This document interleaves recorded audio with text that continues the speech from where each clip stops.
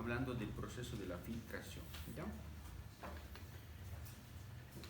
Este es un glomérulo, si ustedes pueden ver, es un conglomerado de arterias a través del cual el plasma de nuestra sangre se tiene que filtrar, ¿ya? Es este el primer paso para la formación de la orina, la filtración en el glomérulo, conocido como filtración glomerular.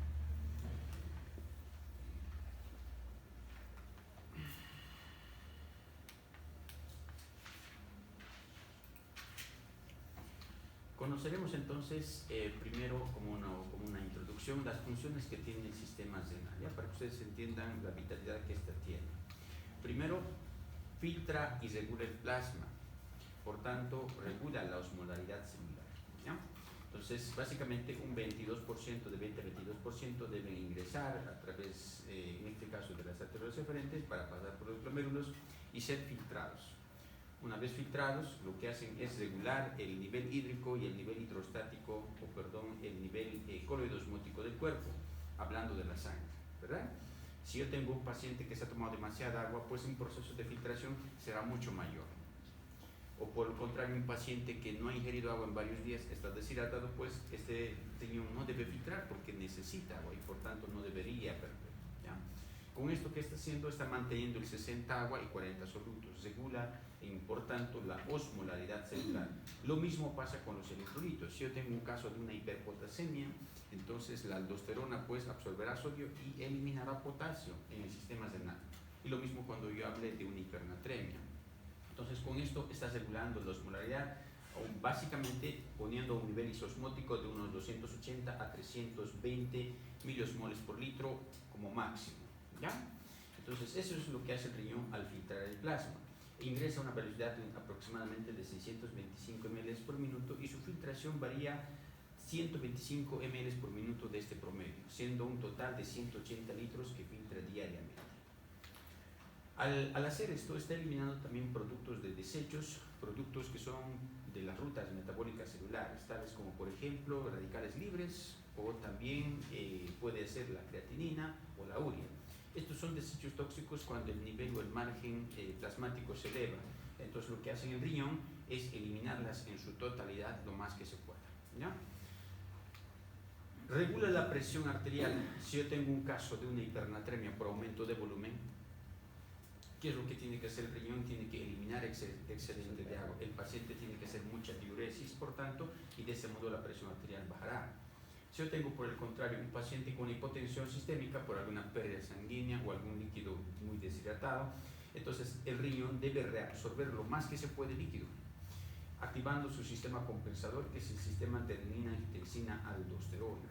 ¿Qué es lo que hace este sistema? Retener agua.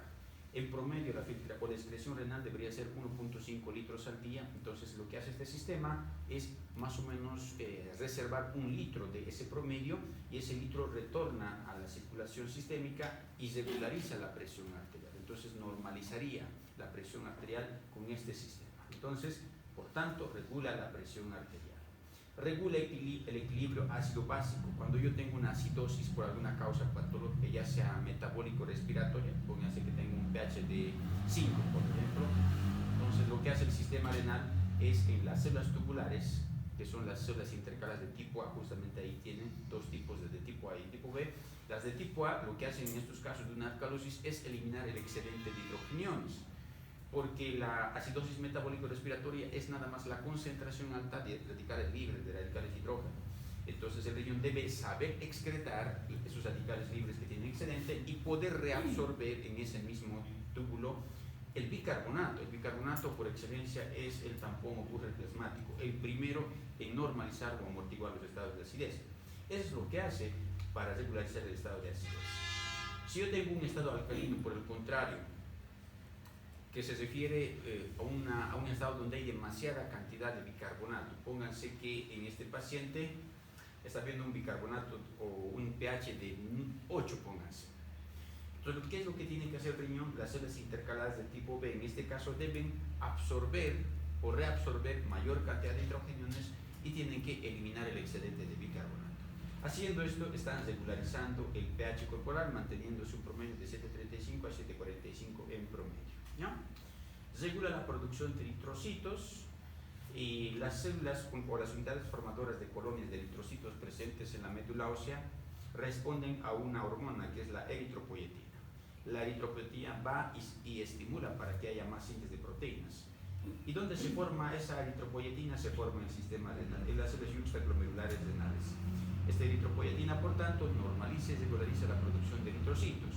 Cuando yo tengo un paciente con fallas renales, ya sea agudo o crónico, sobre todo en los crónicos, pues voy a ver justamente deficiencia de todas las funciones renales, incluido la producción de eritropoyetina. Al haber esto un paciente, seguramente durante el curso clínico tendrá una anemia, ¿no? Regula la producción de calcitriol. Con esto regulariza el calcio corporal del cuerpo. Si hay una hipercalcemia, debe eliminarla; si hay una hipocalcemia, debe absorber. Y por último, es un sustrato también, es un sustrato. Segundo sustrato, cuando hay casos necesarios para procesos anabólicos como la formación de moléculas de la glucosa, como es el caso de la gluconeogénesis, ¿no? Cuando un paciente, por ejemplo, no consume nada de alimentos, recuerden que las células, para mantenerse metabólicamente activas, necesita ATP, y la primera fuente de ATP son las moléculas de glucosa, la glucosa.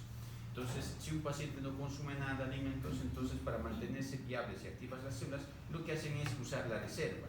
¿Y dónde está la reserva? Primero en el tejido hepático. Entonces, ahí se da la gluconeogénesis. Cuando se agota esta reserva, entonces el riñón suple como segundo sustrato de reserva para estos procesos gluconeogénicos.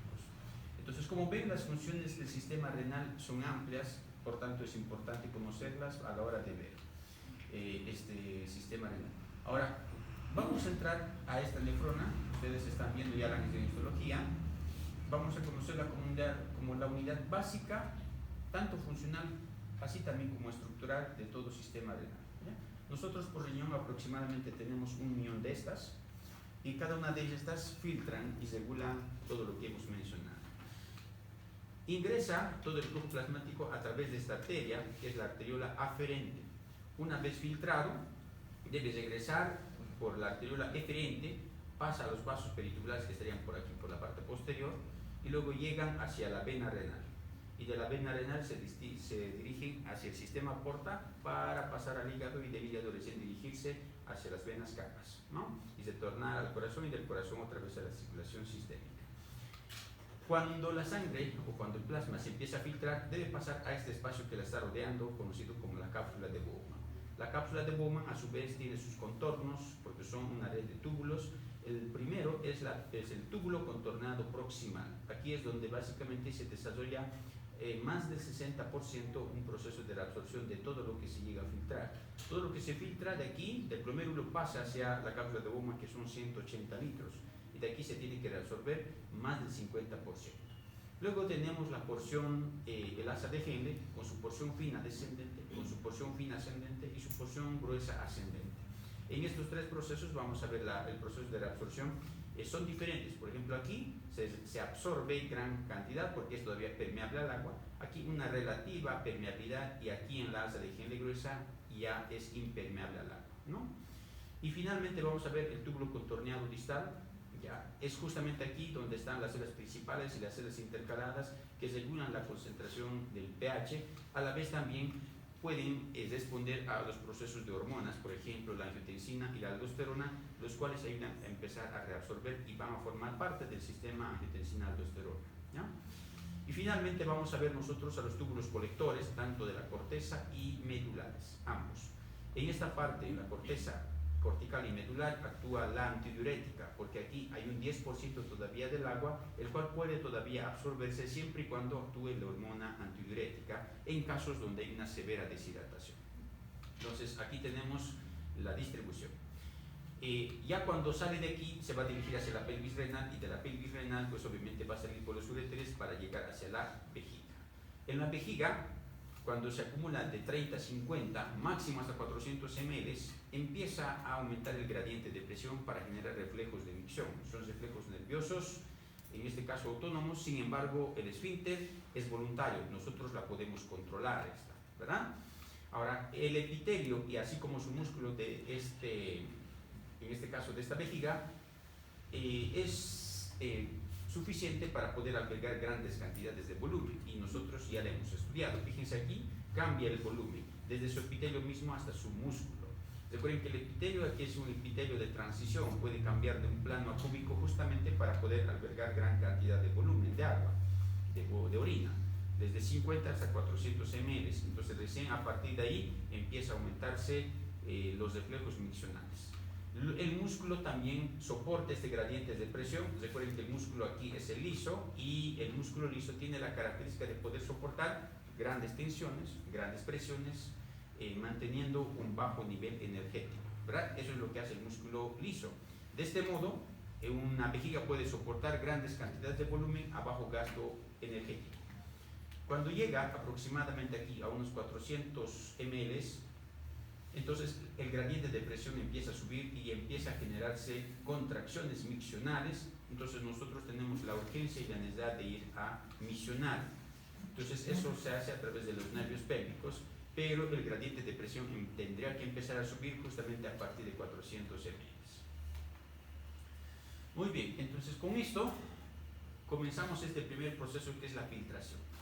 Entonces habíamos mencionado que todo el flujo plasmático debe ingresar aquí, a este glomérulo. El flujo aproximado que le llega hacia el glomérulo es aproximadamente de 625 ml por minuto. Ese le ingresa aquí.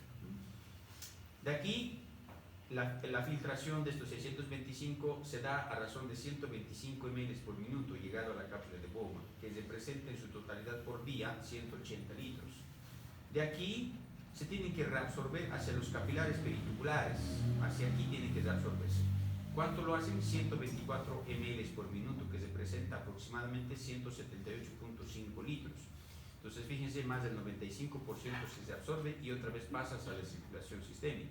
Y posteriormente, lo que queda, el 1,5 litros, que es a razón de 1 ml por minuto, sería la tasa de excreción finalmente urinaria, que va a formar parte de la orina netamente, ¿ya?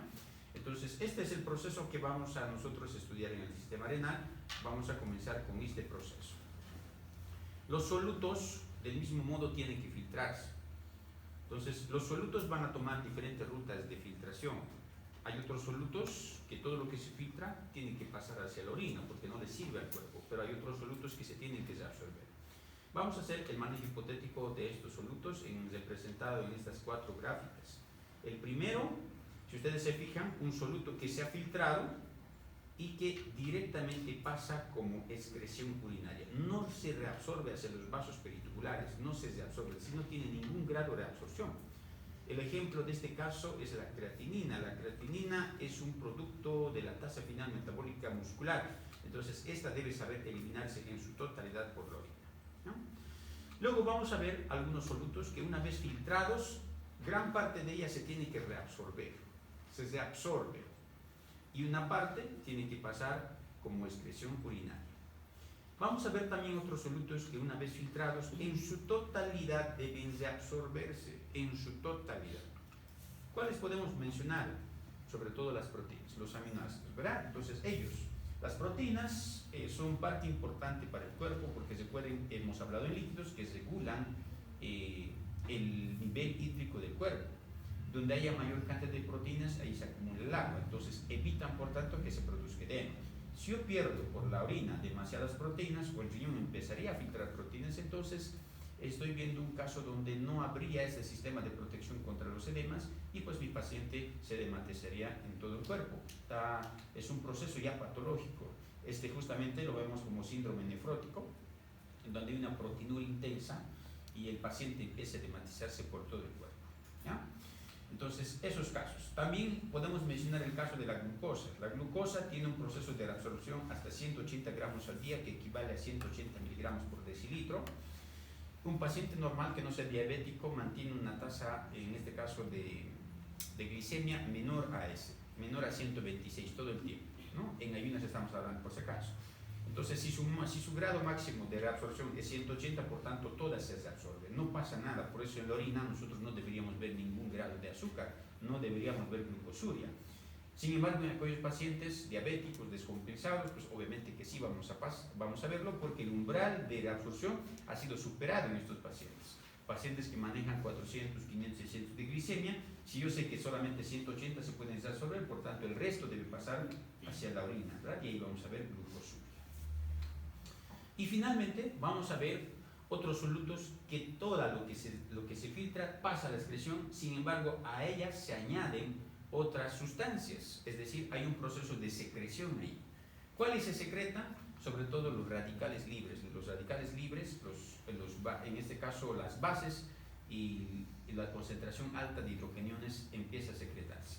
Van a ver en el proceso de reabsorción que a partir del túbulo contorneado distal, casi hasta la terminal, hasta el colector, siempre hay un proceso de secreción de hidrogeniones. Entonces, todo el tiempo las células empiezan a secretar hidrogeniones, por tanto no debe mantenerse alto porque su alta cantidad indicaría una acidosis. Por tanto, debe saber secretarla continuamente a través de los diferentes segmentos de la nefrona. Comenzaremos también a estudiar la parte estructural del glomérulo. El glomérulo, esto de aquí, tiene 3 barreras de protección justamente para evitar la pérdida de proteínas. Ese es el fin, restringen la pérdida de proteínas. Las proteínas, recuerden que tienen cargas negativas y su alta concentración se encuentra en el plasma. Entonces, cuando el plasma entra e ingresa aquí, toda no debe pasar, y si pasa alguno debe de absorberse en los túbulos. Esta tiene 3 barreras de protección para evitar aquello. El endotelio vascular, si ustedes se fijan, tiene como unos pequeños poros llamados fenestraciones. Estos tienen un diámetro aproximadamente de 8 nanómetros y las proteínas tienen de 6 nanómetros. Por tanto, podrían atravesarlas por ahí. Sin embargo, estas fenestraciones tienen cargas negativas. Y recuerden que las proteínas también tienen cargas negativas. Por tanto, aquí una polaridad opuesta. Es decir, recuerden que cargas iguales se repelen y solo cargas opuestas empiezan a atraerse. Por tanto, por su polaridad, aunque podría atravesar por aquí por las fenestraciones, no la hace una proteína porque tiene una carga igual a ella y por tanto no la atraviesa. Luego vamos a tener la membrana basal compuesta por una red de proteoglucanos en su mayoría y que también tiene carga negativa en su composición. Por tanto, es una segunda barrera de protección contra la filtración de las proteínas. Y finalmente tenemos al epitelio, que son los podocitos. Estos podocitos también tienen cargas negativas, ¿ya? Por tanto, tenemos 3 barreras de protección para la pérdida de proteínas. Cuando hay una glomerulonefropatía, como en el caso de un diabético, por ejemplo, una nefropatía diabética, se pierde esta polaridad. Hay un daño por un proceso inflamatorio o por un proceso infeccioso. Hay muchas etiologías. La idea es que estas barreras que tenemos de aquí en su relación a su polaridad cambia cuando hay esos procesos. Entonces, como ya no es carga negativa, entonces ahora sí las proteínas pueden filtrarse y pasarán hacia la orina, ¿verdad? Entonces, un paciente empezará a tener cambios de líquidos en todo su cuerpo por la pérdida de proteínas. Entonces, el filtrado glomerular, estos 125 ml por minuto, está determinado por 2 cosas importantes. Hasta aquí yo tengo que entender qué es sangre. Y dentro del sangre yo tengo, recuerden, 3 litros de plasma y 2 litros de elementos formes. O en otras palabras, 60-40 si quieren llamarlo así en todo el cuerpo. La idea es que el nivel de agua que llega hasta aquí tiene su propia presión, conocido como equilibrio o presión hidrostática. Y todos los solutos, ya sean las proteínas, ya sean ahí los diferentes iones, cationes y aniones, los diferentes nutrientes, glucosa, etcétera, forman parte de los solutos, y los solutos también tienen su propia presión, conocido como presión coloidosmótica. Entonces, en la sangre yo tengo 2 presiones, una presión hidrostática y una presión coloidosmótica. Ahora, con esto en mente, yo tengo que ir a calcular el KF. El KF es el coeficiente de la filtración glomerular. ¿Y cuál es la fórmula para calcular el KF? El KF es igual a filtración glomerular sobre la presión neta de filtración. ¿Y de dónde viene la presión neta de filtración? Calculando estos 2. Entonces yo saco de aquí un valor y luego lo voy a dividir con la filtración glomerular, que sería aproximadamente de 125 ml por minuto. Y el KF me dirá exactamente cuántos ml por minuto se filtra, en qué tiempo y a qué presión se filtra. Ese es el KF. Entonces vamos a ir a conocer primero el equilibrio, es decir, para sacar la presión neta de filtración. ¿Y cómo lo hago? Aquí yo tengo la arteriola aferente de ingreso, aquí están los glomérulos y la arteriola referente. Aquí está la sangre. Dentro de ahí habíamos mencionado que hay 2 presiones. la presión hidrostática del glomérulo, que en este caso sería 60 milímetros de mercurio, y también tenemos a la presión coloidosmótica, sobre todo dado por las proteínas, ¿no? Es decir, la presión oncótica, que es neto de las proteínas, que serían 32 milímetros de mercurio. Aquí yo tengo dos presiones. El otro compartimiento inmediatamente es la cápsula de Bowman. La cápsula de Bowman tiene también agua y su presión hidrostática es de 18 milímetros de mercurio, pero esta no tiene solutos.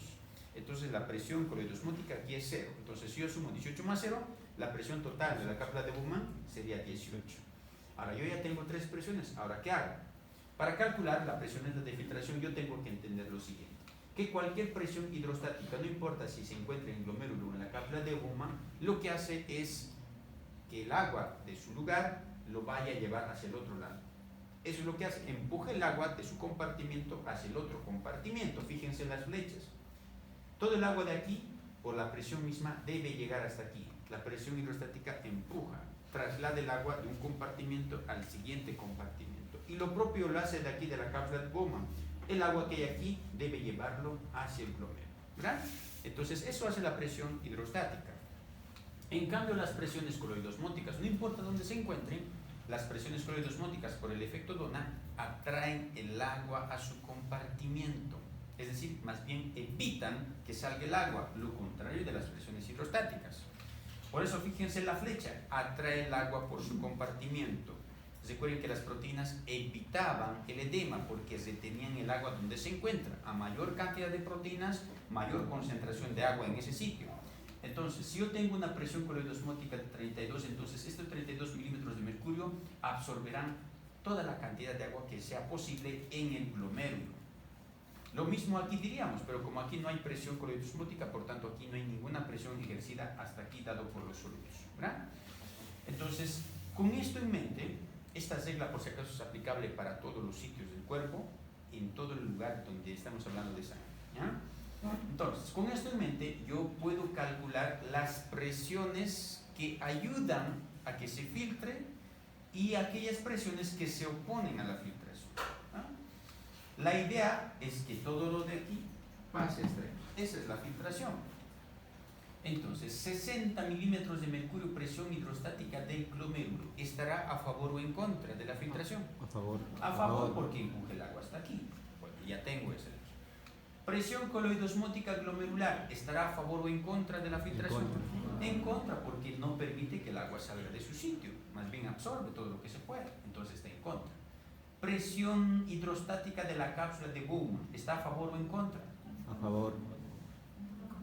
En contra, pues, porque recuerden que de aquí empuja el agua hacia este lado, entonces evita más bien que se quede el agua aquí, porque está empujando al agua hacia este glomérulo. Y la idea, cuando yo hablo de la filtración, es que todo debe pasar hacia la cápsula de Bowman, ¿verdad?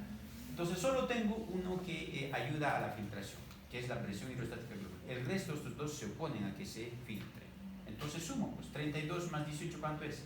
50. 50. Y lo resto de los 60, 60 menos 50, ¿cuánto es?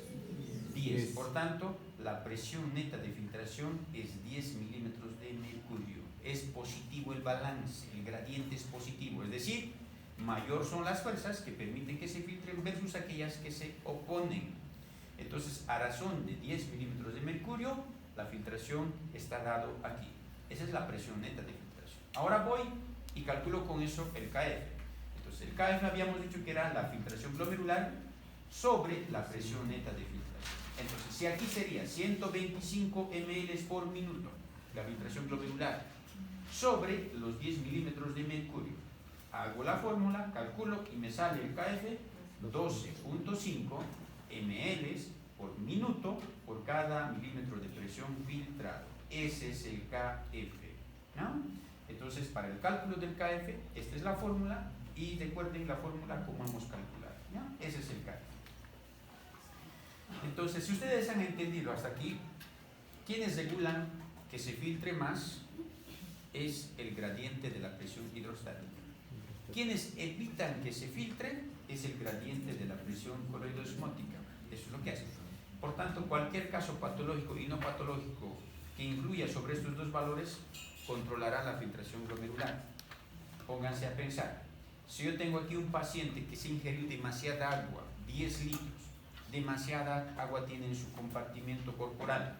Entonces el nivel hidrostático del glomérulo no solo será 60, porque más flujo le llegará, más agua le llega, por tanto será 80, 90, 100 capaz.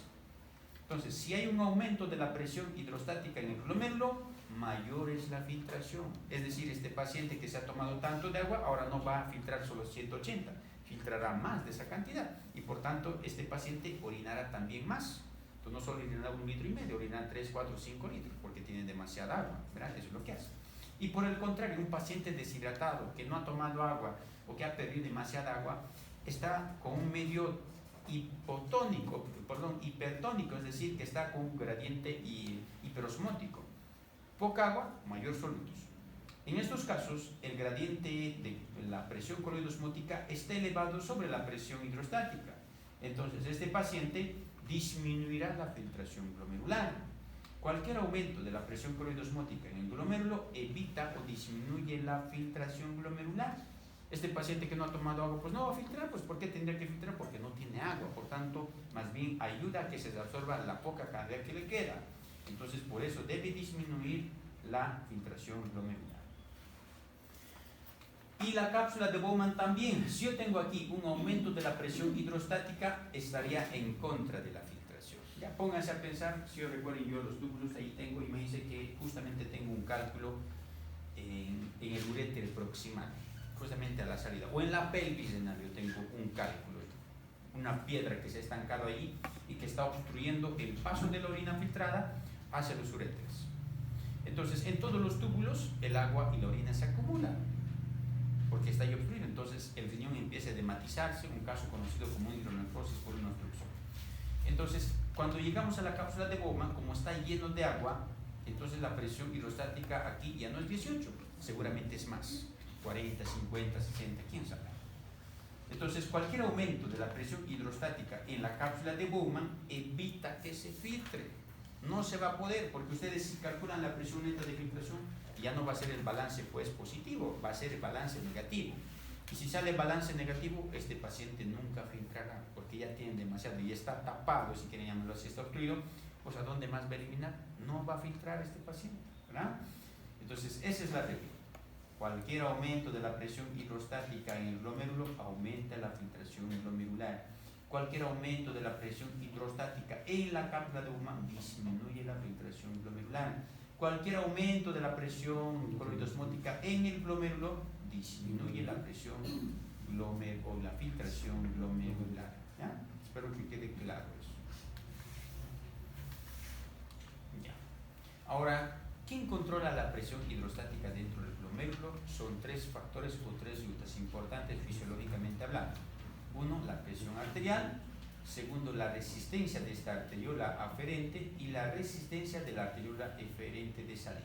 Esas tres controlan el gradiente de la presión hidrostática dentro del glomérulo. La presión arterial se entiende. ¿Qué es resistencia? Resistencia es todo lo que se opone a la llegada de la sangre antes de ingresar al glomérulo. Esa es. En otras palabras, es una vasoconstricción, si quieren llamarlo así. Si yo tengo aquí una vasoconstricción, aunque me llegue alto flujo, pero si yo tengo la puerta parcialmente cerrada, no ingresará pues todo. Por tanto, la presión hidrostática de aquí adentro será menos. Y lo mismo de este lado. Comenzaremos con la presión arterial. Si yo tengo una presión arterial, por ejemplo, alto o bajo, entonces rápidamente influye sobre la presión hidrostática. Pónganse que yo tengo un caso de una hipertensión arterial, 220, 140. Por aumento de volumen. Demasiada sangre permite que también la presión dentro de los vasos sanguíneos empiece a subir. Entonces, eso quiere decir que aquí el flujo que le va a llegar hasta el riñón será mayor también, mayor cantidad de agua. Lo que quiere decir que dentro del glomérulo la presión hidrostática no solo será 60, será mucho mayor. Entonces, esto permite que la filtración glomerular aumente, porque recuerden, cualquier aumento de la presión hidrostática dentro del glomérulo aumenta la filtración glomerular. Entonces este paciente orinará más y por tanto la presión normalizará. Por el contrario, si yo tengo un caso de una hipotensión sistémica, una presión de 60-40 y descendiente, entonces el flujo hacia el sistema renal es menos también. Por tanto, la presión hidrostática dentro del glomérulo pues está bajo porque hay poca sangre. Por tanto, la filtración glomerular también es menos. Resistencia de la arteriola aferente, es decir, de aquí. Si hay una vasoconstricción aquí, aunque el flujo le esté llegando demasiado, pero si no puede ingresar hasta aquí, está como obstruido parcialmente, entonces la presión hidrostática dentro del glomérulo empieza a disminuir. Y si disminuye la presión hidrostática en el glomérulo, ¿qué pasará, hemos dicho, con la filtración glomerular? También disminuye. Disminuye la filtración glomerular. Vámonos con este caso. La resistencia en la arteriola eferente. Si yo tengo una vasoconstricción en este sitio, está llegando demasiado flujo, pero no puede salir. Está aquí una vasoconstricción. Obviamente sale, pero no todo. La mayoría se queda aquí en el glomérulo. Entonces eso permite que la presión hidrostática dentro del glomérulo empiece a acumularse, empiece a aumentar, porque no está saliendo todo. Entonces se aumenta la presión hidrostática en el glomérulo. ¿Eso qué hace con la filtración glomerular? ¿Qué? ¿La aumenta o la disminuye? La aumenta, porque si yo tengo cualquier aumento de la presión hidrostática, pues aumenta la filtración glomerular. Esa es la regla. Por tanto, este paciente orinará más. Aquí hay que ver, sin embargo, lo siguiente, ¿ya? Si yo tengo aquí una vasoconstricción o la resistencia de la arteriola eferente es 3 veces o mayor de lo normal, sucede el efecto contrario. ¿Por qué? Como se está acumulando la sangre aquí porque no puede salir, no solo aumenta la presión hidrostática, en la sangre también tengo solutos, por tanto también empieza a aumentar la presión coloidosmótica. Tanto que la presión coloidosmótica vence sobre la presión hidrostática. Entonces, ¿qué habíamos dicho? Cualquier aumento de la presión coloidosmótica, ¿qué pasa con la filtración glomerular? La disminuye. La disminuye. Por tanto, este paciente no filtra. Entonces, ese es el efecto bifásico, por si acaso, para que ustedes entiendan el efecto bifásico. Entonces, la contracción o la vasoconstricción o el aumento de la resistencia en esta arteriola eferente puede provocar ambas cosas. Si aumenta la presión hidrostática, ayuda a que se filtre más, pero si aumenta la presión coloidosmótica, evita que se filtre, ¿verdad? Entonces, ese es el efecto bifásico. Puede hacer ambas cosas dependiendo de la intensidad de la vasoconstricción en este sitio. La resistencia vascular es nada más aquella presión dentro de los vasos sanguíneos que se opone a la llegada de la sangre al sistema renal. Eso es. ¿De qué arteria estamos hablando? Arteriola aferente, eferente y sus interlobulares, de esas arterias, ¿no? La presión en la arteria renal es una presión de 160, no es como la parte sistémica. Yo hago o divido o resto con la vena renal, en la presión vena renal. La presión en la vena renal es aproximadamente 4 milímetros y luego sumo o la divido con toda la resistencia vascular renal. Y de ahí yo puedo calcular un gradiente de milímetros de presión por la cual se filtra. Pero esto, ¿para qué nos sirve? Nos sirve para lo siguiente. Cualquier aumento de esta resistencia, en otras palabras, vasoconstricción de todas estas arterias en el sistema renal, evita que el flujo sea mayor dentro, porque si yo tengo diámetros pequeños, entonces aunque el flujo le esté llegando bastante, dentro de los sistemas renales ingresará poco por la vasoconstricción. Entonces cualquier aumento de la resistencia reduce el flujo sanguíneo renal, reduce. Y si reduce el flujo sanguíneo renal, también reduce la presión hidrostática dentro del glomérulo. Y si reduce la presión hidrostática dentro del glomérulo, también disminuye la filtración glomerular. ¿Entienden? Entonces, a menor flujo de sangre, menor filtración. A mayor flujo de sangre, mayor filtración. Eso es. Ya. Vamos a ver entonces también quienes controlan también este flujo son el sistema nervioso simpático. ¿Por qué digo de flujo? Cuando hablamos de flujo hablamos de las arterias y venas, por tanto cualquier vasodilatación produce mayor aumento de flujo y cualquier vasoconstricción disminuye el flujo, ¿verdad? Entonces eso controla directamente la filtración glomerular. Entonces, el sistema nervioso simpático reduce la filtración glomerular al producir intensa vasoconstricción y todo el sistema renal tiene varios nervios que son netamente simpáticos, es decir, responden a actividad simpática. Entonces, un paciente cuando tenga una actividad simpática intensa disminuye su flujo sanguíneo renal y por tanto disminuye su filtración glomerular porque produce intensa vasoconstricción dentro de todos los vasos sanguíneos. Esto evita que el flujo sea alto que sea bajo más bien, y el flujo o la filtración glomerular empieza a disminuir, ¿ya?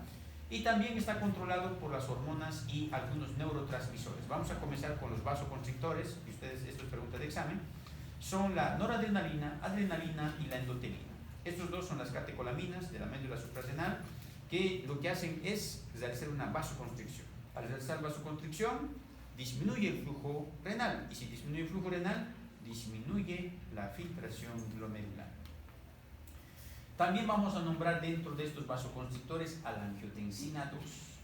Esta la vamos a tener un especial cuidado a la angiotensina 2, ¿ya? Porque esta angiotensina 2 solo tiene papel en la arteriola eferente, la de salida, no tiene en la arteriola aferente.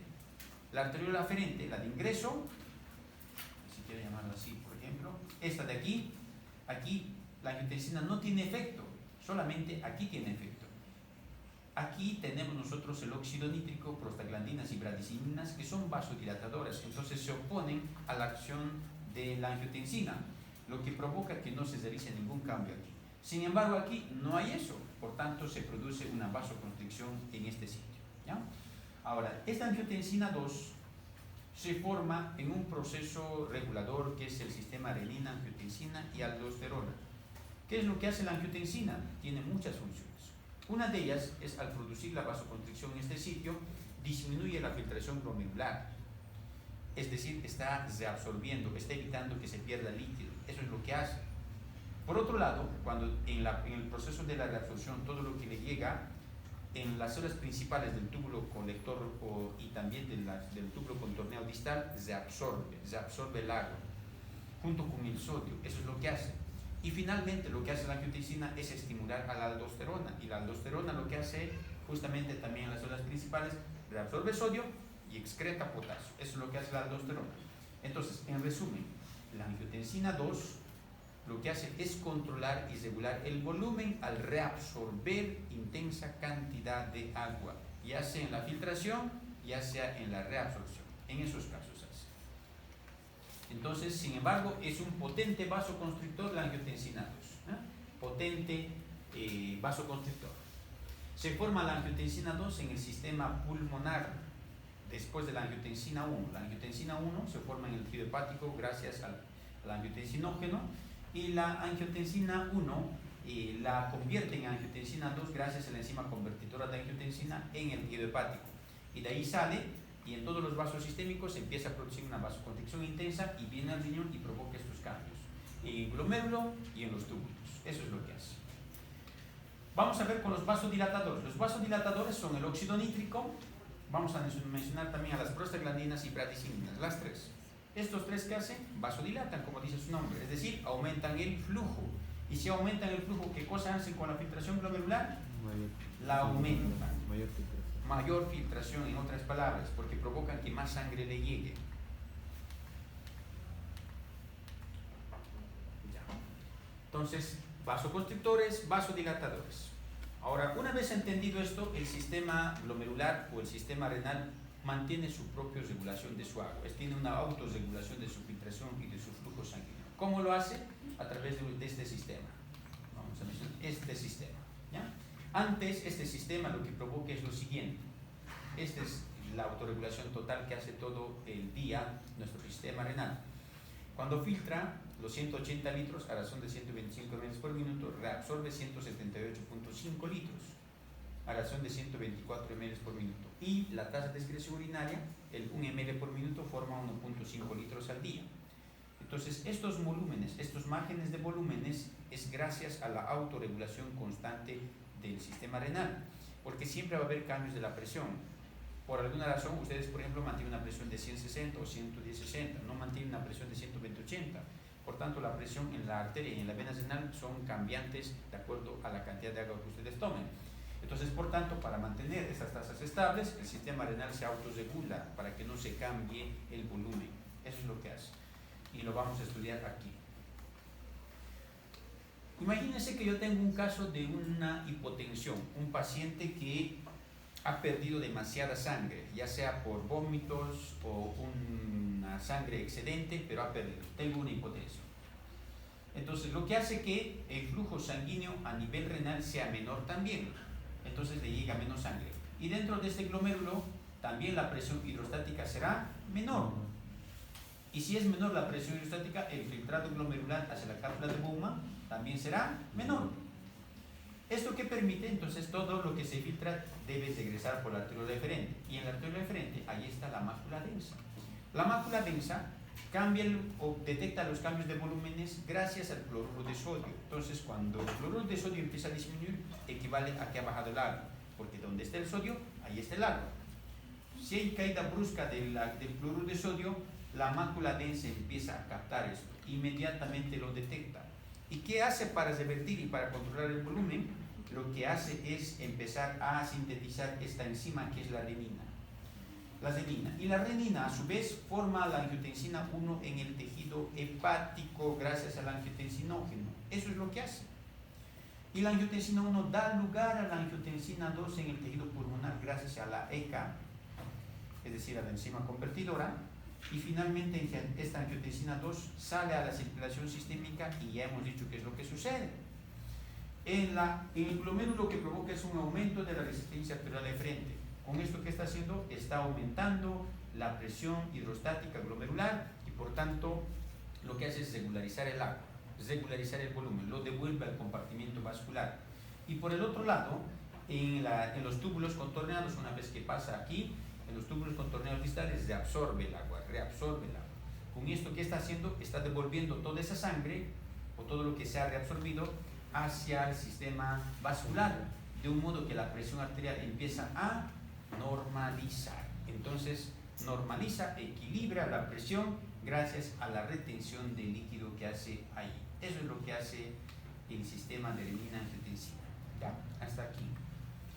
Preguntas que tengan hasta aquí. Hasta aquí es el proceso de la filtración glomerular. Entonces, para sus exposiciones, por